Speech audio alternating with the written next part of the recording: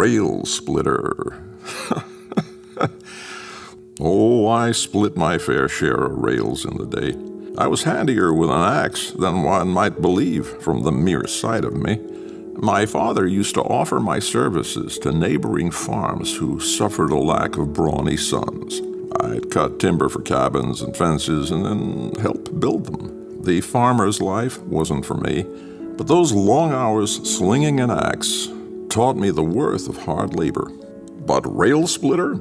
I didn't know what my ability to crack a log in two with one thwack had to do with my ability to be president. But Mr. Richard Oglesby insisted that the rail splitter would win, that the hard-working American people needed a champion to connect to. I was smart enough to know when to defer to the opinions of my colleagues, but I must admit that my stomach turned at the thought of a political show.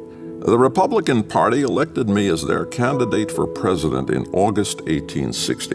Oglesby stood before the crowd of 3,000, stacked into a 900-person hall, and announced that a distinguished citizen of Illinois, and one of whom Illinois ever delights to honor, is present. His theatrics nearly lost the crowd before he finally called out the name, my name, Abraham Lincoln. Heads turned, fingers pointed, hands pushed and pulled at me as they heaved my considerable mass toward the stage. I tumbled over that crowd like a fish over boiling water.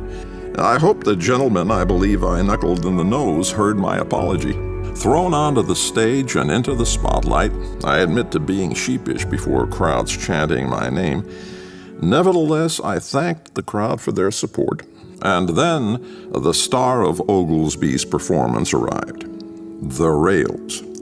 My cousin, John Hanks, brought on stage twin fence rails and a plaque that named them to be cut by my very axe, 2 out of some 3,000 that John and I had made in our youth. I saw immediately their ploy, but I had a reputation for honesty to uphold, so after careful inspection of the work, I admitted to the crowd that John and I had cut many rails, but if these were my work, I had made better.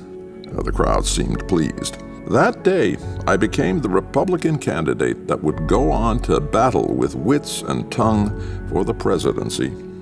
That day, I became the rail splitter. An American icon, an American hero, an American life. Only from 7K.